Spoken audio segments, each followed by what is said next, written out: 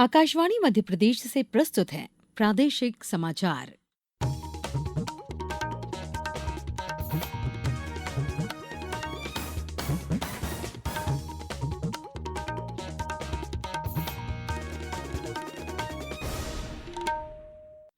नमस्कार, समाचारों के साथ मैं पूर्वा त्रिवेदी। प्रधानमंत्री नरेंद्र मोदी आज से दक्षिण अफ्रीका के जोहान्सबर्ग में शुरू हो रहे G20 नेताओं के शिखर सम्मेलन में भाग लेंगे। सम्मेलन का विषय है एकजुटता, समानता और स्थिरता। दक्षिण अफ्रीका ने इस वर्ष G20 की अपनी अध्यक्षता में कई प्राथमिकताओं पर ध्यान केंद्रित किया है। इनमें आपदा प्रतिरोधक क्षमता को मजबूत बनाना, कम आय वाले देशों के लिए ऋण स्थिरता सुनिश्चित करना, न्याय संगत ऊर्जा परिवर्तन के लिए वित्त जुटाना तथा समावेशी और सतत विकास को बढ़ावा देने के लिए महत्वपूर्ण खनिजों का दोहन शामिल है। सम्मेलन का उद्घाटन सत्र समावेशी और सतत आर्थिक विकास पर केंद्रित होगा।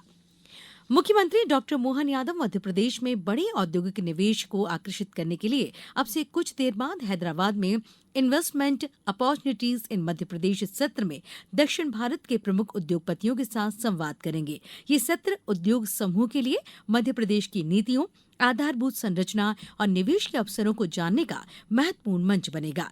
डॉक्टर यादव प्रदेश में निवेश विस्तार, नई इकाइयों की स्थापना और विभिन्न सेक्टरों में दी जा रही सुविधाओं पर संवाद भी करेंगे।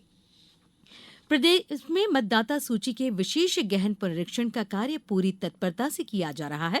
पन्ना जिले की सभी 3 विधानसभा पन्ना, पवई एवं गुनौर में ये कार्य संचालित किया जा रहा है। इस दौरान बीएलओ द्वारा डोर टू डोर संपर्क कर मतदाताओं के सत्यापन सहित वितरित गणना प्रपत्र के मैपिंग एवं डिजिटाइजेशन का कार्य संपादित किया जा रहा है। इस क्रम में 4 बूथ लेवल अधिकारियों ने 14 दिवस पूर्व ही 100% कार्य पूर्ण कर लिया है। कलेक्टर एवं जिला निर्वाचन अधिकारी उषा परमार ने कल संबंधित बीएलओ से भेंट कर उनका शॉल एवं श्रीफल से स्वागत किया। मेरा नाम सुधीर पांडे है। मैं बीएलओ हूँ मतदान केंद्र क्रमांक 162 रामपुरा में, और मेरी 100% मैपिंग का जो मैंने किया है, कंप्लीट किया है, इसका सबसे बड़ा श्रेय है कि मैंने सबसे पहले मैपिंग बहुत पूर्व में कंप्लीट कर ली थी, और मैपिंग करने की वजह से लगभग काम बहुत आसान हो गया, क्योंकि 97-98% मैपिंग थी। तो मैंने सारा डेटा जब ऑनलाइन करना शुरू किया तो सारा डेटा मेरे पास उपलब्ध था, तो काम करना मुझे बहुत आसान हो गया, और मेरा जल्दी सारी चीज़ें जो है कंप्लीट हो गई। ऑफलाइन फॉर्म हो या ऑनलाइन काम करना कंप्लीट हो गया, और अच्छा हुआ। और आज मैं कलेक्टर मैडम द्वारा मुझे सम्मान दिया गया, इसके लिए मेरे लिए बड़ी गौरव की बात है। और इसमें सभी का सहयोग रहा, मेरी तहसीलदार मैडम का भी और मेरे जो सहयोगी थे सभी का सहयोग रहा इसमें, तभी मैं इस कार्य को पूर्ण कर पाया। केंद्र सरकार ने कल देश में दशकों पुराने मौजूदा श्रम कानूनों को सरल और कारगर बनाने के उद्देश्य से 4 नए ऐप संहिता को लागू करने की घोषणा की। ये नए श्रम संहिताएं सभी श्रमिकों के लिए समय पर न्यूनतम वेतन, युवाओं को नियुक्ति पत्र, महिलाओं के लिए सम्मान और वेतन और सम्मान, 40 करोड़ श्रमिकों के लिए सामाजिक सुरक्षा, 1 वर्ष की नौकरी के बाद निश्चित अवधि के कर्मचारियों के लिए ग्रेजुटी की गारंटी देगी। गृह मंत्री अमित शाह ने देश भर में नए श्रम संहिताएं लागू होने पर देश के श्रमिकों को बधाई दी है। सोशल मीडिया पोस्ट में गृह मंत्री ने कहा कि प्रधानमंत्री नरेंद्र मोदी के नेतृत्व में बनाए गए ये संहिता श्रम कानूनों के इतिहास में सबसे बड़ा सुधार है। अब खबर मौसम की। प्रदेश में तेज ठंड के साथ अब घने कोहरे का असर भी दिखाई देने लगा है।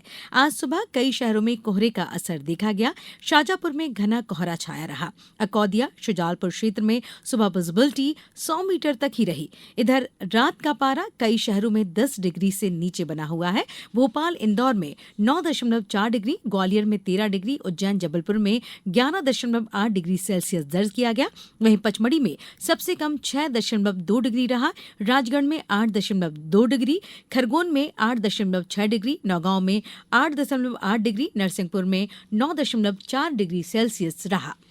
अब कुछ समाचार संक्षेप में। उमरिया जिले की मानपुर विधानसभा के 2 मतदान केंद्रों में 100% एसआईआर कार्य पूर्ण कर लिया गया है। एसडीएम ने खुसरवाह की बीएलओ रामदीन यादव एवं भरौली की बीएलओ दिलीप त्रिपाठी का फूलमालाओं से स्वागत किया। और आगरमालवा के नलखेड़ा स्थित सरदार वल्लभ भाई पटेल शासकीय महाविद्यालय में कल आयोजित हुए विशेष गहन पुनरीक्षण प्रशिक्षण सह कार्यशाला में बताया गया कि विशेष गहन पुनरीक्षण क्या है और क्यों आवश्यक है। इस बुलेटिन में बस इतना ही। नमस्कार।